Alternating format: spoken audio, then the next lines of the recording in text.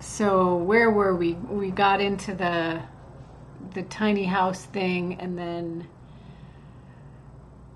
we were talking about. Oh, I know. I was looking at your Decentral Vision, and we were talking about BSV protocol as sort of like something that could enable self-organizing communities, right? So, and if you want to like recall like where we were right before I started recording, feel free. Yeah, so we resonate with the spirit encoded in the Bitcoin protocol through BSV, right?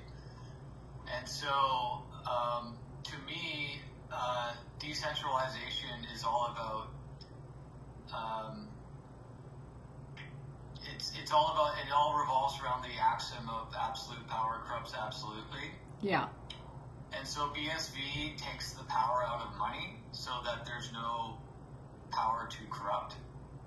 And that's part of the game theory. So to me, it actually, decentralization on a human level cannot happen without BSV, because nothing else, you need to have like the particular game theory of BSV to do that. So when you say, so say more about that, like the game theory of BSV. Yes, so it reinforces the notion that there's no power to corrupt within the system. It takes the power out of money so that it doesn't attract narcissistic, Machiavellian, psychopathic type personalities. Right. Because that's the whole problem with the system that we have right now, is that it incentivizes and rewards Machiavellian, narcissistic, psychopathic. Yeah. Right? So it kind of flips that. Right.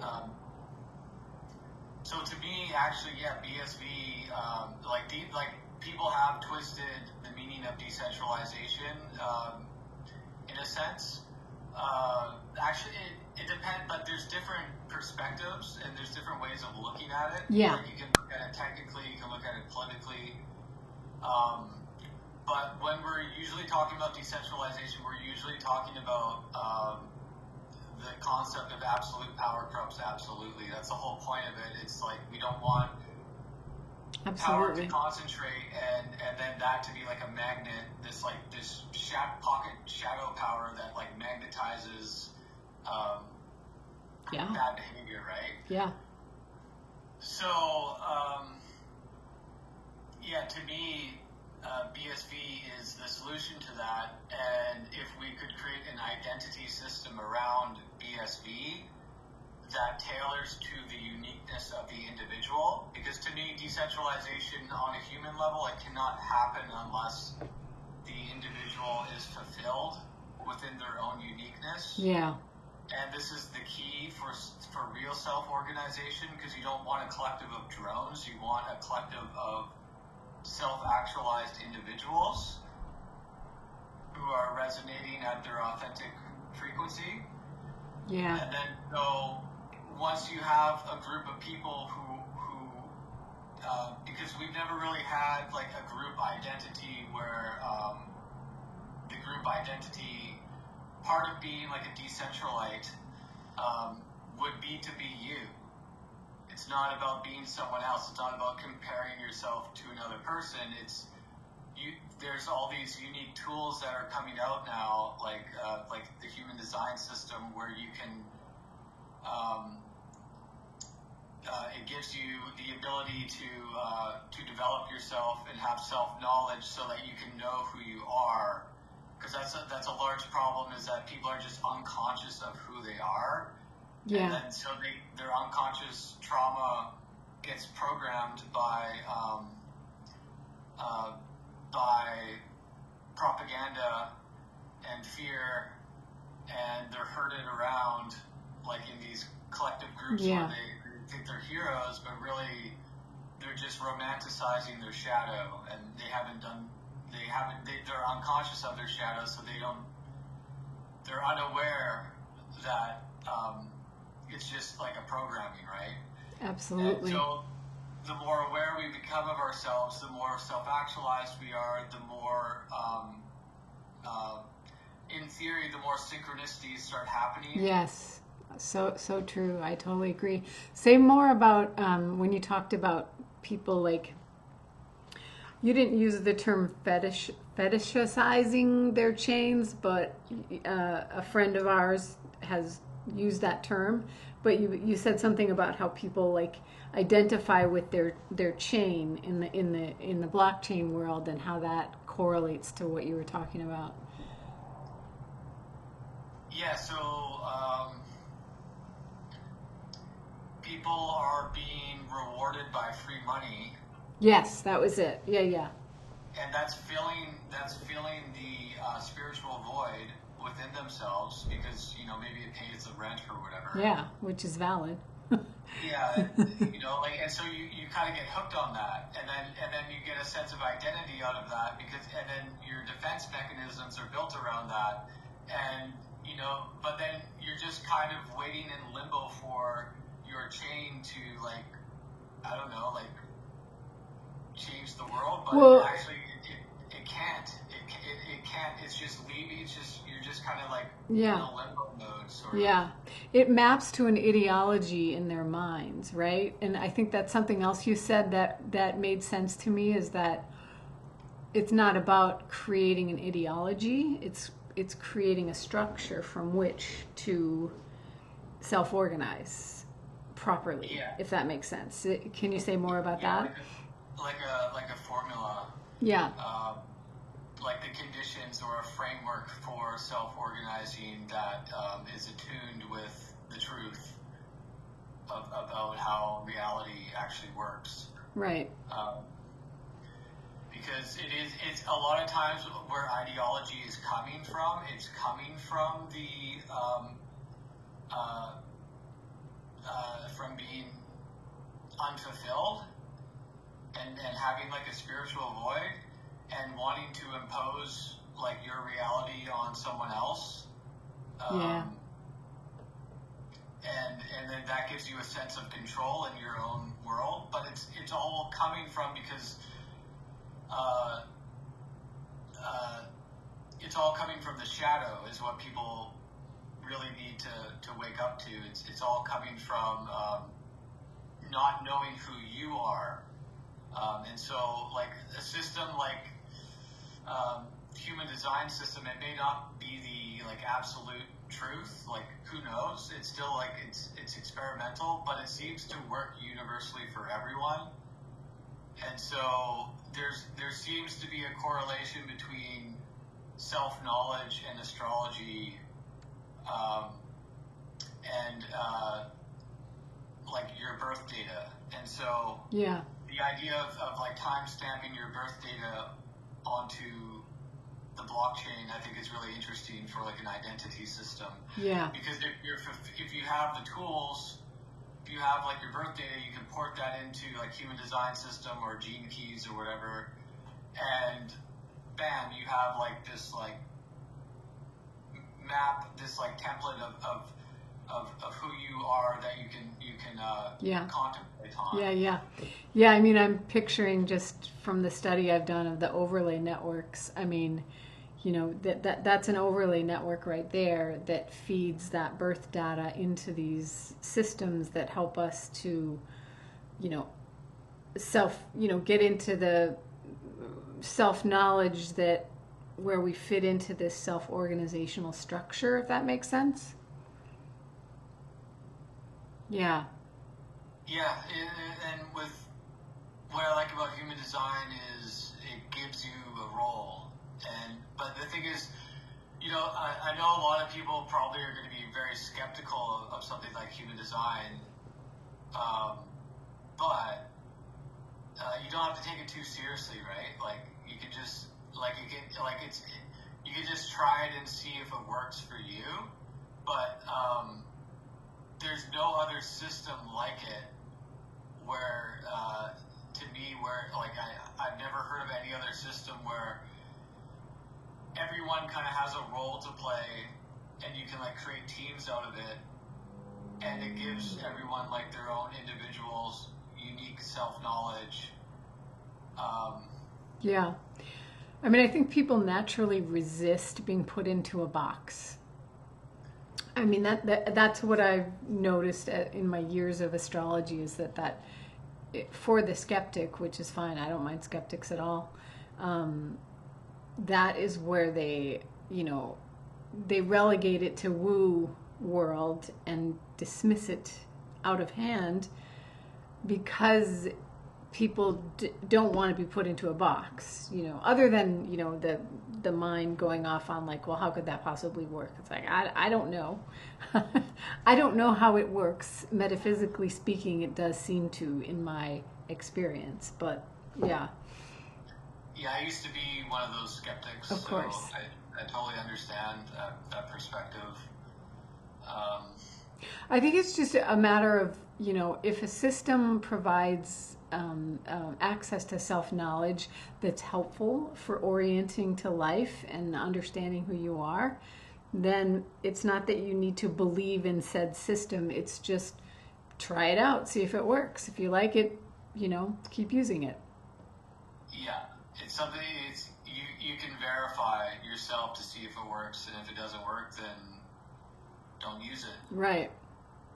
It's not a religion. Yeah. It's now there is risk that any kind of system that you opt into can begin conditioning you, because the human design system is for deconditioning, but in a way it sort of is conditioning you in a way, because it has its own language, it has its own boxes, but if we can learn to not take things so seriously, it can be like a fun game that people are playing together. It doesn't have to be some kind of like thing where it's the absolute truth. Because who knows? Because at the end of the day, reality is still just a mystery, right? Like, yeah. We don't actually absolutely. Really know. Yeah. Yeah, so I mean, human design is such a big topic. Maybe if we, for this conversation, maybe kind of keep in the Bitcoin space of the decentral vision, might be fun. So tell me more about. It does tie into the idea of decentralization too. I should have said this, because it's about the uniqueness of the individual. It means that nobody can really be better or worse than the other, because people are uncomparable. And so right now we're living in a world where people are just comparing each other to each other, and that's like their main reference point. Yeah. And it creates this kind of like false social dominance hierarchy, which is, to me, that's not how reality actually is. Reality is more flat and decentralized. We're just unique equals in our uniqueness. Yeah, I agree. And so that's like a more decentralized way of looking at reality. Absolutely. Yeah. So then. Sorry. No. I mean that. I think I more meant. I'm trying to tie it all together. No, and I'm glad you did. I think I was just in my mind. I was thinking like, we could get into talking about the different types in the HD system. But I think, at least for this conversation, since we started taping it, and who knows if anybody will even listen to this, but at least you and I might, for preservation purposes of this kind of helping expand your vision of what you want with this Decentra, what are we calling it? Decentra network or something? I just call it decentral or decentral commons. Like it's really just a hypothetical place. Yes. That's neither here nor there. It's the field where we all meet. Yeah. Right. That roomy field I think we talked about. Yeah. It's a kind of all-encompassing word that just kind of works. Yeah. but yeah, I think really for helping get Bitcoin social adoption or mass adoption, some kind of identity system would be helpful, I think. And then tying that to IPv6, because I feel like it seems, and I know you've been doing some work studying Bitcoin enabled with IPv6. Yeah. Does it seem pretty important to you? Like, I mean, it does. It does. I mean, when I just look at it from the technical standpoint, it enables privacy, and it enables faster peer-to-peer connectivity, and not even just faster peer-to-peer connectivity, but actual peer-to-peer connectivity, because you have this address that is bonded to the IPv6 address. So you get your Bitcoin address, your IPv6 address, and they're bonded, and then but it's not static. So you can have new addressing for every transaction that you might want. So I'm not sure how it relates to an identity system. I'm sure it does. But I couldn't speak to that technically. And also the identity protocols that I've kind of maybe done some reading on, and also heard Todd Price talking about his kind of version of it, which is different from like a state oracled identity system, right? So we're talking about kind of two different worlds in a way. Like there's the world, let's call it the Matrix, and in the Matrix, you theoretically might need these oracles that verify that in fact you got a driver's license and you can drive, and the state has said so. But then we have this other world of identity that we're talking about, which is like, I know who you are. I've had lots of conversations with you, and I can vouch for you. And, and so then that expands. Like the more people I know, the more I can say, no, he's the real deal. I know it because and then this person who trusts me trusts you. And so the trust circle expands based on real interaction. How that translates technically, I don't know. But I know that it makes sense to me. So. Yeah, I guess that would tie into the whole web of trust idea. Yeah. Because I've been always fascinated with that idea, the web of trust, scaling peer-to-peer trust as well, like the idea of how to scale peer-to-peer trust in a way where you can, you can have like a local network of people that you trust, and then like if that circle like moves over here, then you can still trust people that you don't know through association. Yeah. Of other people that you trust. Yeah. Yeah. I mean, I think Ian Grigg's book on identity touched on that a little bit, maybe a lot.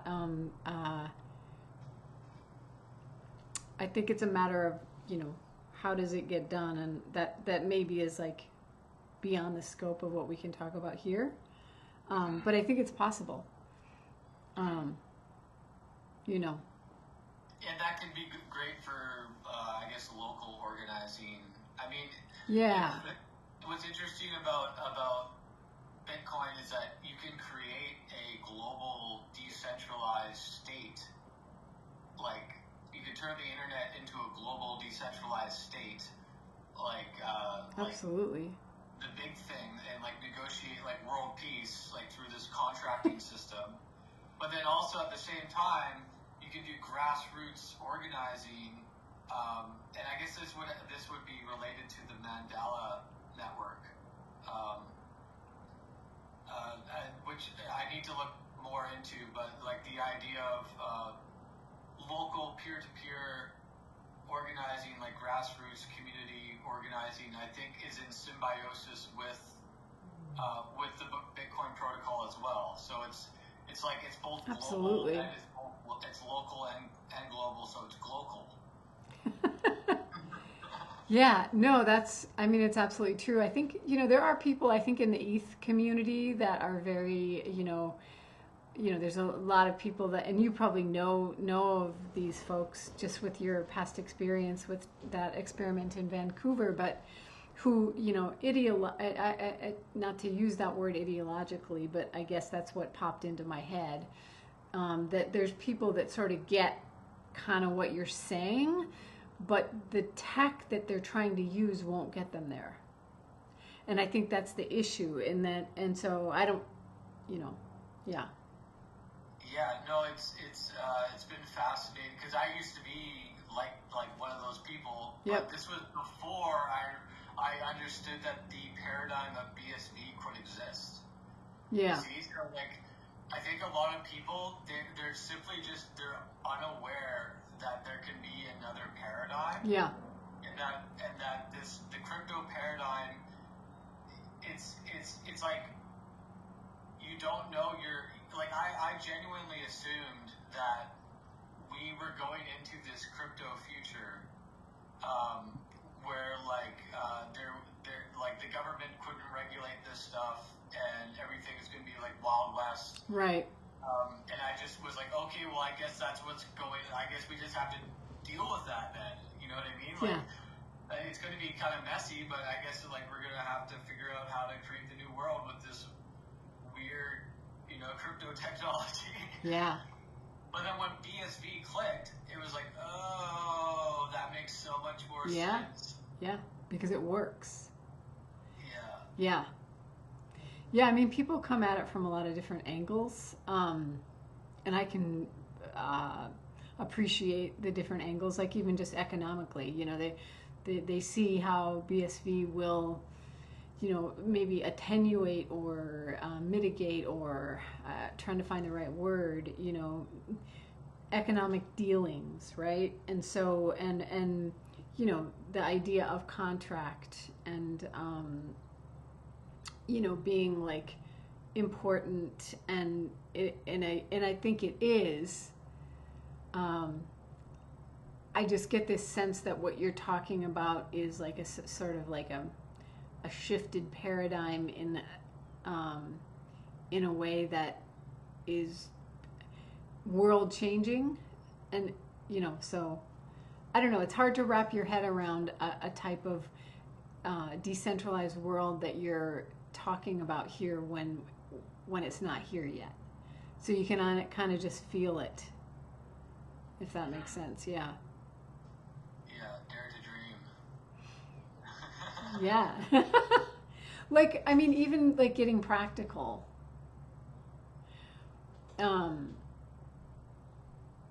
Because so I think the way I see a lot of people talking about BSV, and I think it's fair, is like how, we have these current systems, like even in corporate enterprise systems, right? So EDI, I've heard Craig talk a lot about EDI, electronic data interchange, which is just sort of a set of protocols for the way corporations talk to each other about certain, invoicing and payment systems. And so, BSV would be a perfect solution for something like that. And then that reminds me of like triple entry accounting, which is another way that, when you have that third entry, right now we just have double entry accounting. When you have that third entry, it makes so much sense. So these are very pragmatic ways that the current system could be fixed. But I think we're talking about, in this conversation, something maybe a little more meta, or I don't know. I want to make it more like approachable as opposed to like up in the clouds. Right. So that's kind of why I'm trying to weave that in. That's definitely what's needed. So like for me, like I always see the big picture. Yeah. And I just kind of throw it out there. Yeah. And then like everything can be like encapsulated within that like big yeah. picture. But there is interesting things going on, unfolding right now, that should be interesting to note. Not to get too political, but actually, I think it's I think Trump and Kamala Harris and RFK Jr. are talking about Bitcoin. Right, in one form or format. Right, and so, but they still have the BTC understanding of Bitcoin. Right. Haven't woken up to the BSV thing yet. So, but there's also if we go into the timeline where Trump wins, right. He's talking with Elon Musk to be like the minister of the Department of Government Efficiency, and the acronym for that is Doge. Funny. Yeah, so, I know I've asked you about this before, but talk more about the Doge thing, because I think what happens when you've been initiated into the BSV world, you say Doge and you're like shitcoin, right? But tell me more why that acronym is part of your persona. Yeah, so when I first got into crypto, I worked at the very first Bitcoin ATM in the world. Okay, right. And I also worked at the very first Dogecoin ATM in the world. Okay. Yeah. Wow, I didn't even know they had Dogecoin ATMs. Yeah, my bosses made like a makeshift Dogecoin ATM out of like a briefcase. It was just like a kind of hack job, but yeah, there's like an article out there if you search. Funny. Showing it from like 2014. And then, so me and my friends, we thought Dogecoin was hilarious. And this was when I thought like the crypto paradigm was just like what it was going to be, right? Right. And so we used the Doge meme to organize around, especially with the Decentralized Dance Party, which is like an open source street party. Yeah, no, I love that. It's so amazing, yeah. Yeah, and so my friend Gary, he would spread the Doge, like he made Doge stickers, and he would just like put these Doge stickers everywhere, like in Vancouver. And he's like, there's going to be like his goal is like everywhere you turn, there's like a Doge like staring back at you.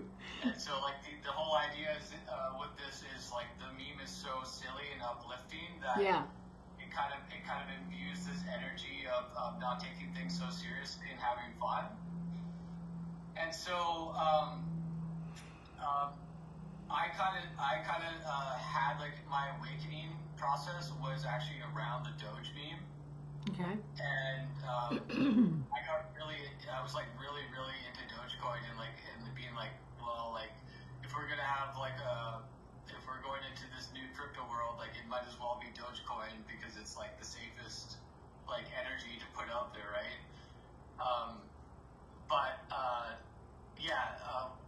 When I had the BSV awakening, it made me realize, and Elon Musk has been promoting like the Doge meme. Yeah, and I want to make sure we circle back to that Trump timeline because I feel like I might have got us off track there, but keep going.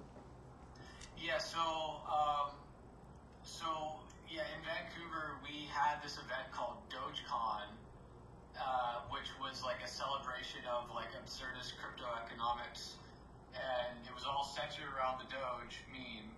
And let me tell you, when you want people to like organize together, like around like a thing, the Doge meme is the perfect like god to organize around.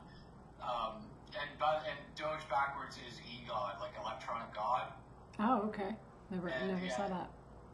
Yeah, so that was part of my Doge awakening was, and I've been saying this, and actually I sent Elon Musk a video of me saying Doge backwards is e-god, and then like the next day like he tweeted Doge spelled backwards is EGOT. Oh, really? Funny.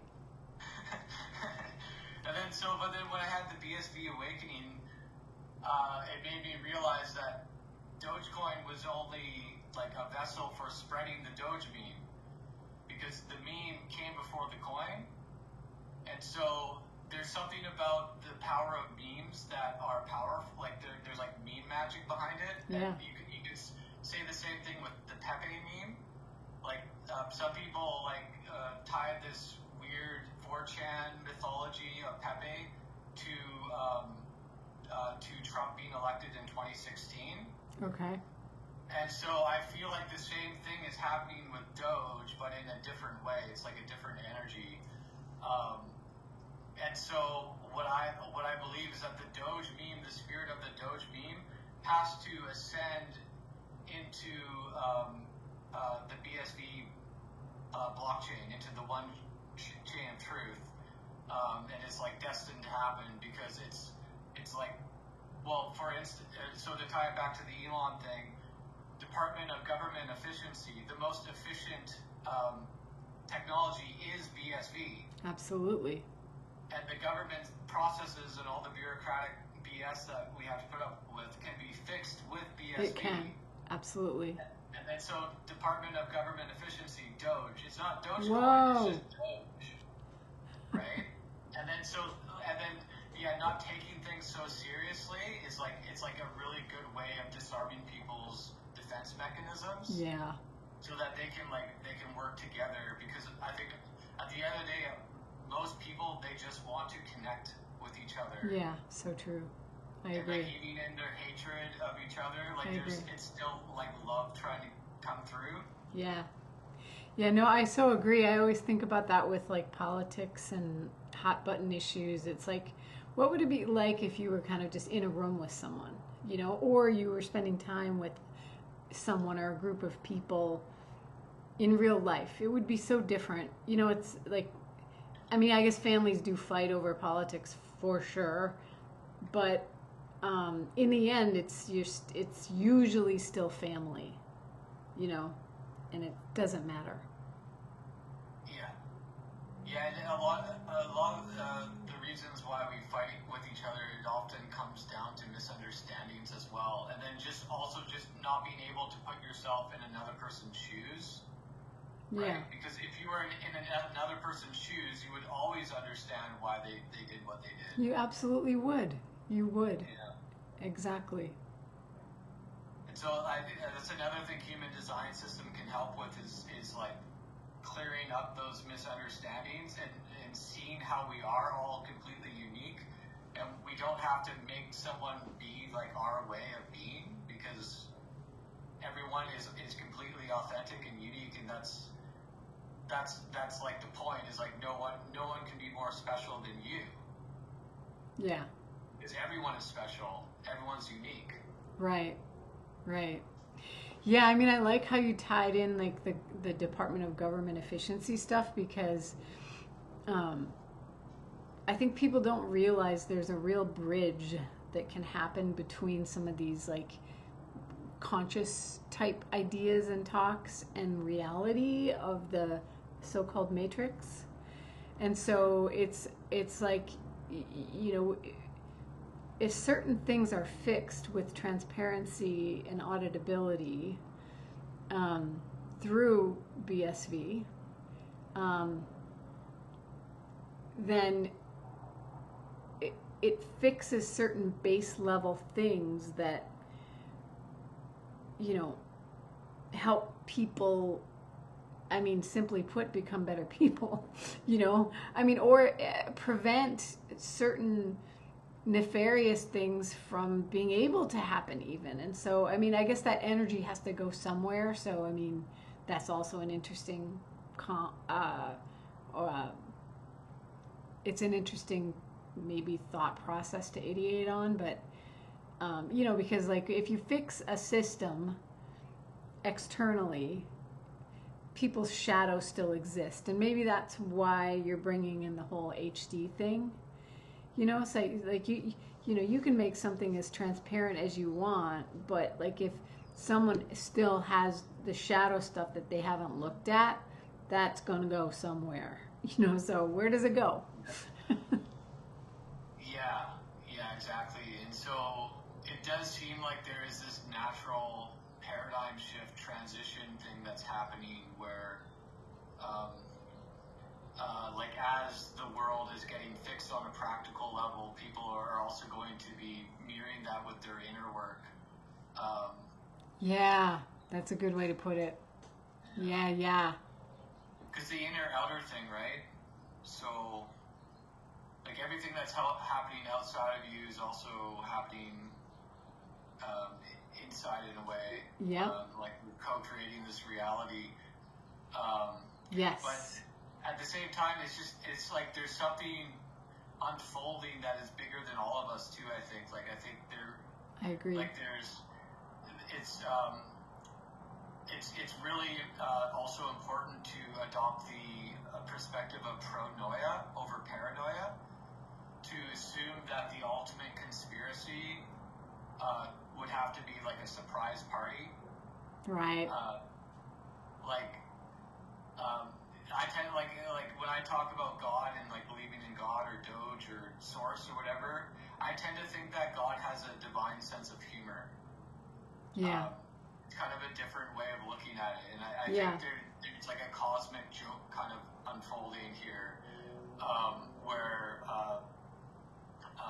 things seems like really crazy, like things are dark and things are crazy and like these things are happening, but ultimately I feel like there is something unfolding that's bigger than us that's going to kind of sort everything out. Yeah.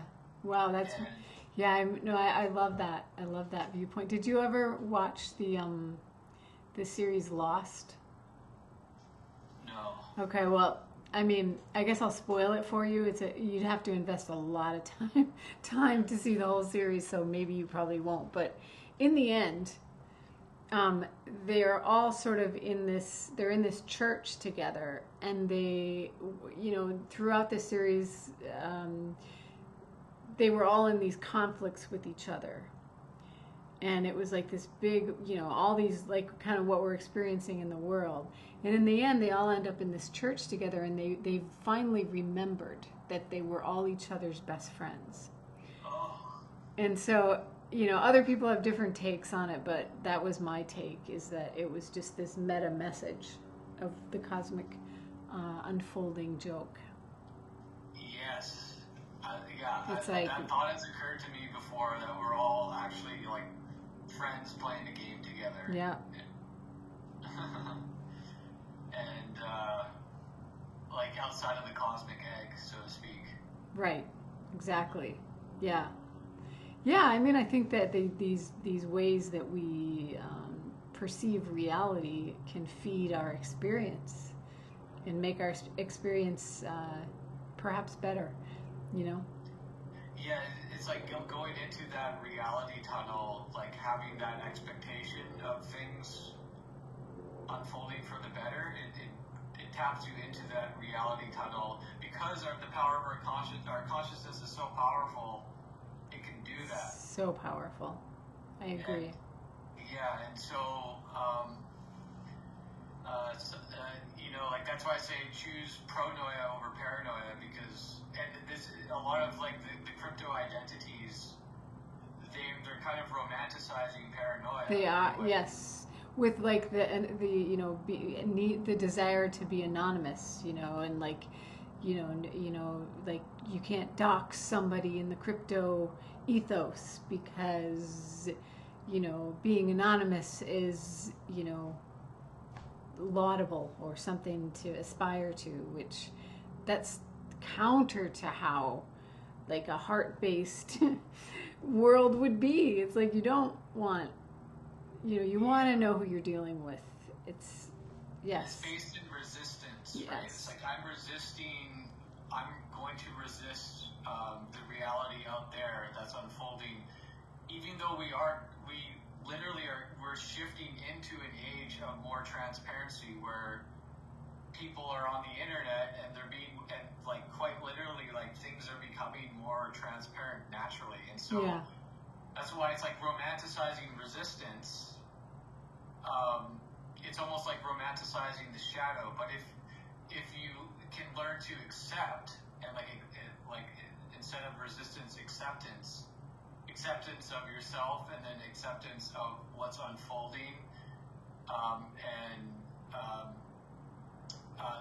then life can flow through you more. Like the energy of life can kind of like flow through you without the resistance, and you can be your authentic frequency.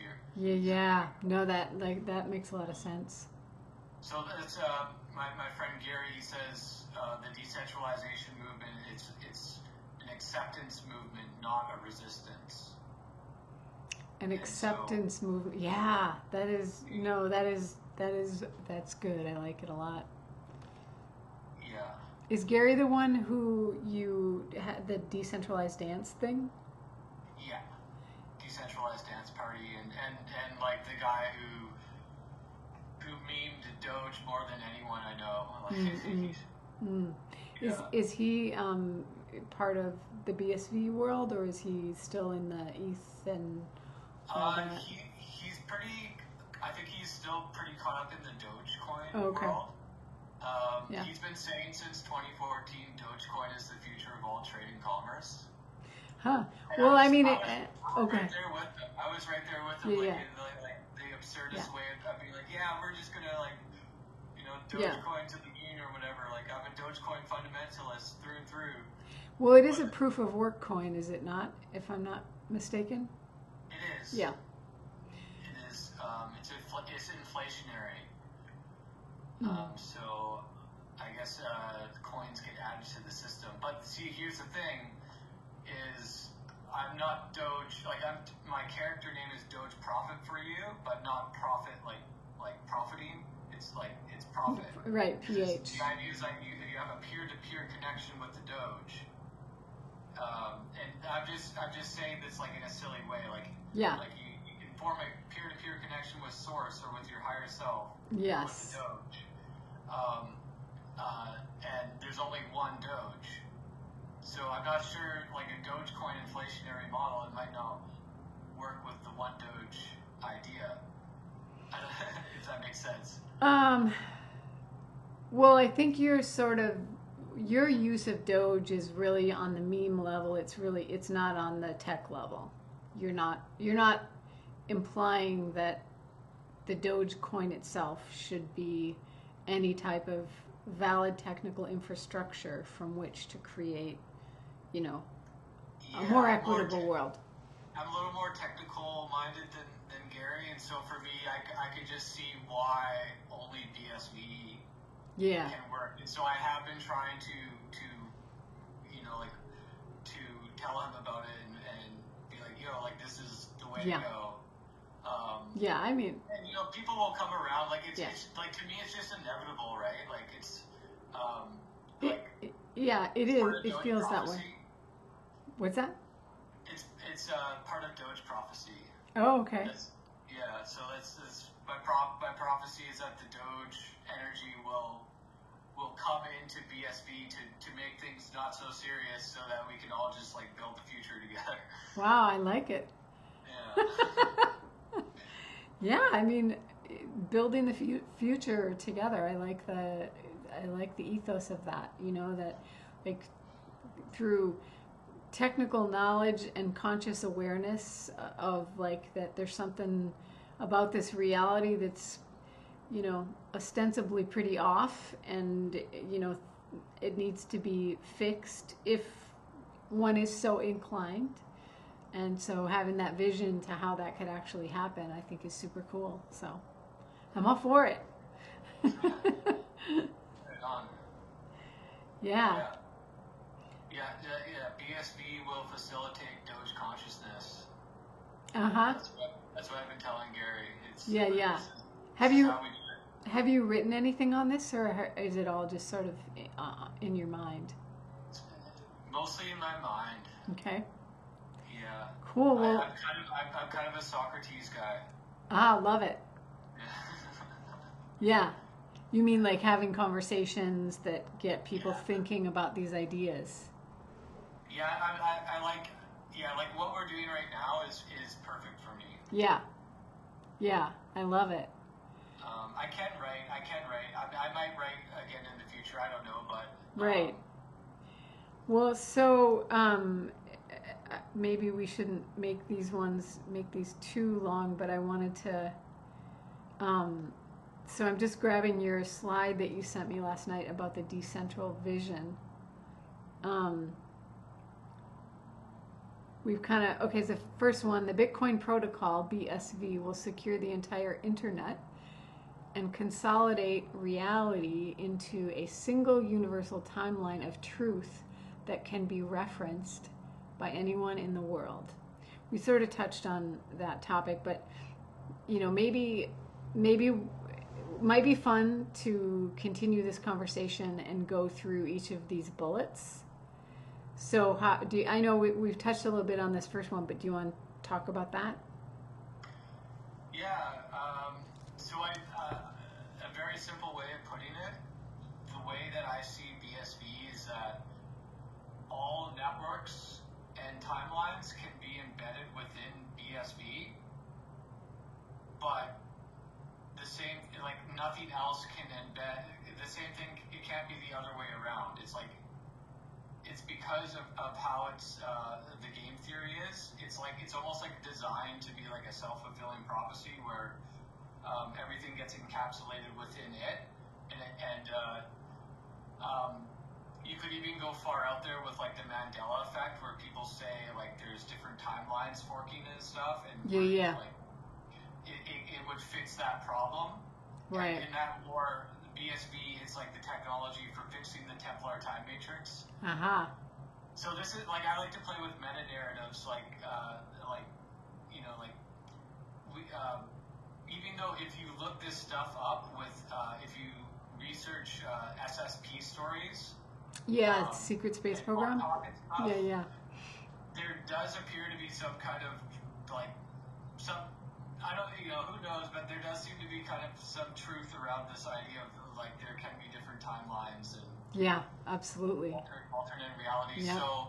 So BSV would basically consolidate reality into one universal ledger of truth that everyone can kind of agree on, so that it fixes this problem of us being like, and it might even fix like the problem of us being in like an infinite reincarnation loop that never stops. Yeah. You know? Yeah, wow. That's super cool. Okay, maybe we can go into the second one. Is that all right? Yeah. Okay. So your second one. This will transform the internet into a global decentralized state, quote, unquote, that ultimately transcends all national borders. Oh, this could be a hot button topic. Turning reality into a fair game governed by the spirit and principles encoded in the Bitcoin white paper. Yeah, so there's a lot of controversy in that, but I mean, I love the sound of it. So say more on this. Yeah, Craig came out with like a poem. I don't know if he named it, but he kind of expressed this idea of like a republic. Yes, right. Like this republic idea, like about this fair game kind of concept. And I really feel like that's what he has intuited. He's intuited the rules for the next game that we all play together as like in Humans. reality. And I know that might sound far out to a lot of people, but I feel like it is destined in a way, because it is a fair game. Because what? Because it is a fair game. Yeah. And it makes sense that coming out of chaos, like the chaos of this realm, yeah, and like the only order can come out of chaos, right? And so I feel like I don't know. I like to me it just seems like destiny that we are going to use this protocol to secure the entire internet in a way where it's like a giant contracting system where governments can negotiate with each other, but without all of the Cold War paranoia. Yeah. Because there's this game theory that's running it, where it kind of gets rid of that paranoia.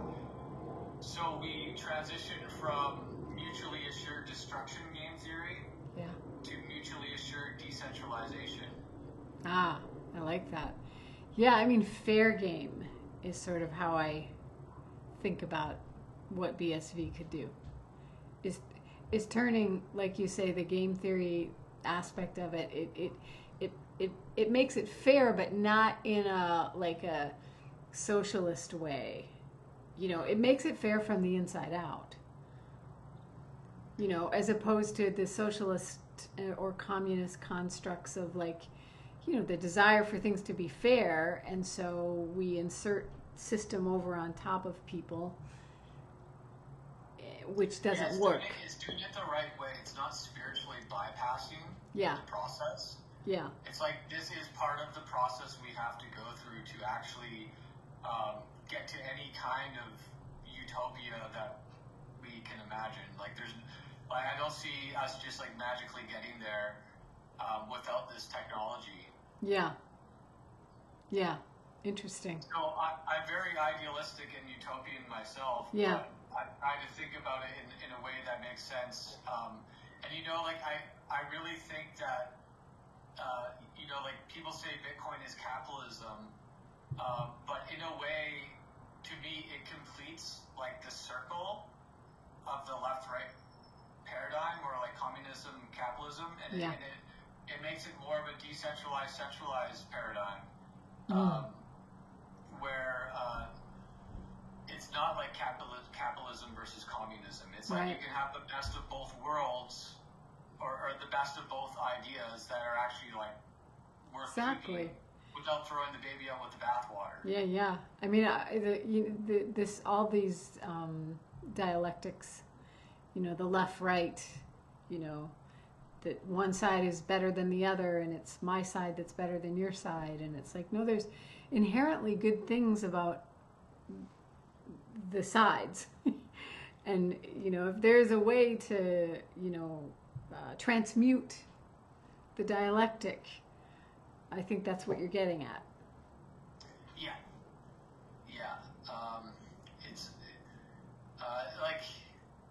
I don't know how useful Bitcoin is a capitalist system, I guess. In a way where it's almost like capitalism has been smeared by crony capitalism, right? Absolutely. But it's the branding of capitalism is kind of ruined, I guess. It's ruined. Well, I mean, I think that's a kind of a heady topic that I wouldn't. I don't have enough knowledge to discuss it. People will have lots of opinions about that. That there's a right way to do capitalism, but I don't have an opinion on that. I know that I like freedom. That's what I like. And so I like the freedom to do what I want and contract with whom I want to contract, and not to have a lot of rules around it. If you want to call that capitalism, okay. Voluntary interactions between people. Yes. I don't know why anyone wouldn't get behind that. Unless they want power and control. Well, they wouldn't get behind it because they fear their shadow. That's why they wouldn't get behind it. They need an external authority to make right what they haven't worked through internally. And so that's also a bit esoteric and hard to grasp if you're in the matrix, but that's how I feel. Yeah. But what do you find?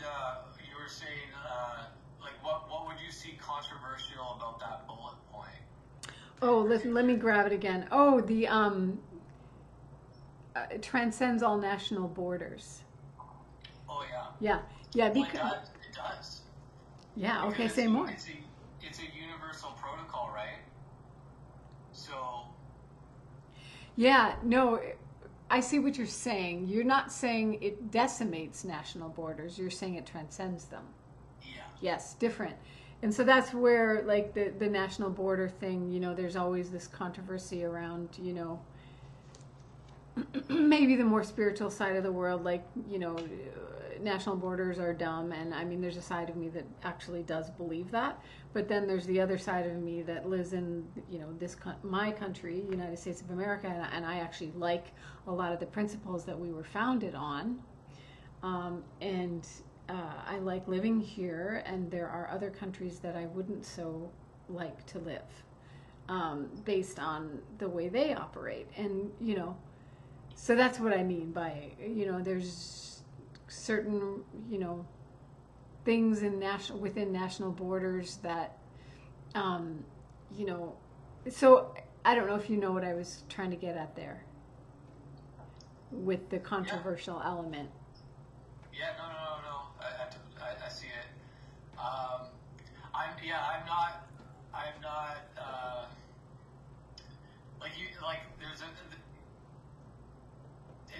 it's really a thing to, like, you can be grateful for, like, what you do have here, like, compared to another country. Right.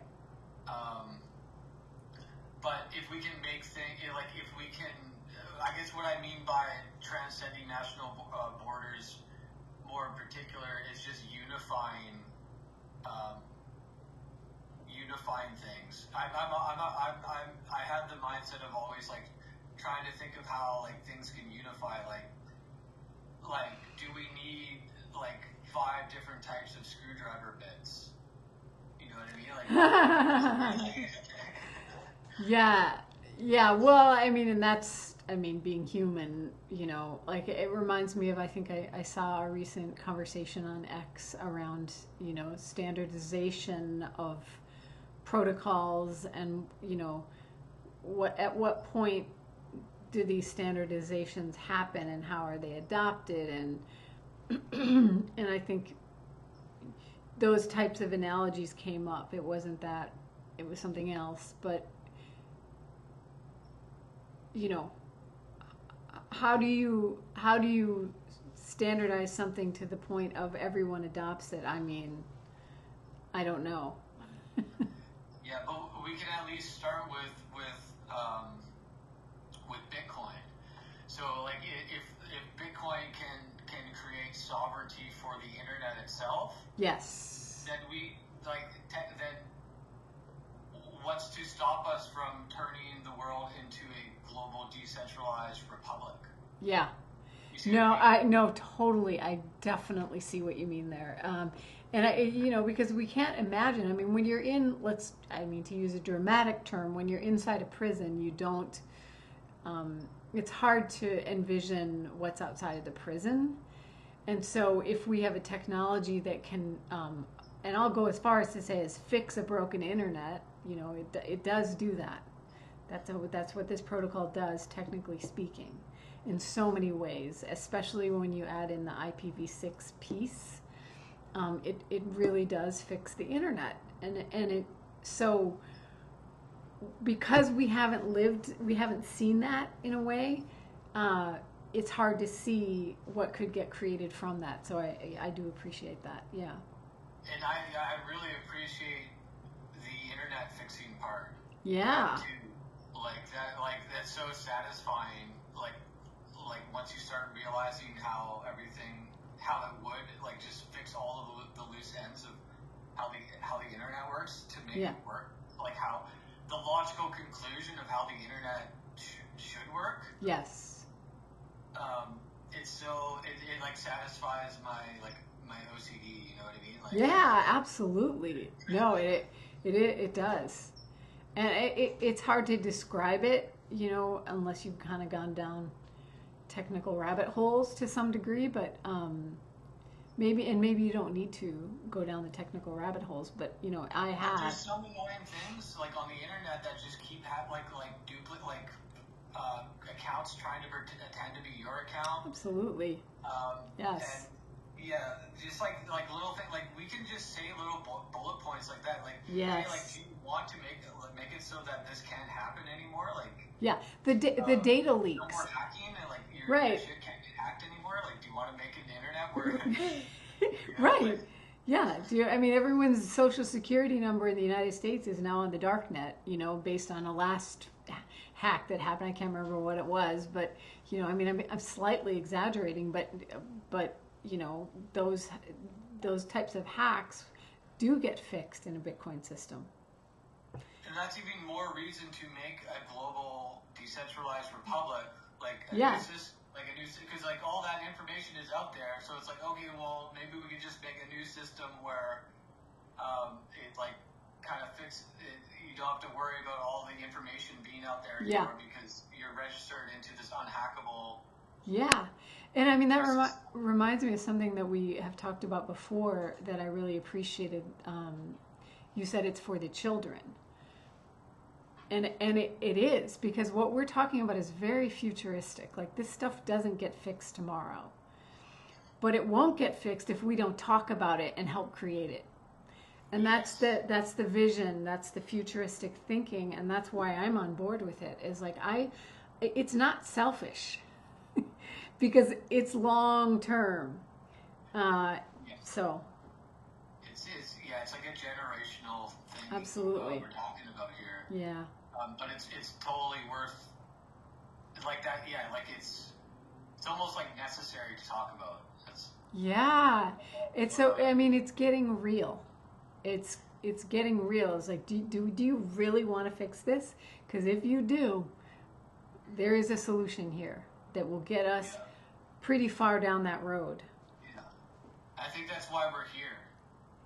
You know what I mean? Like, we wouldn't be in BSV if that weren't the case. I feel like. Yeah, I agree. Our souls came into BSV for this reason of having this conversation, to get this conversation rolling. Beautiful. Yeah. I agree. Yeah. So cool. Well, so I think that, okay, so we have 1, 2, 3, 4 more bullets. Maybe should we take this up on another session? Yeah, sure. Okay.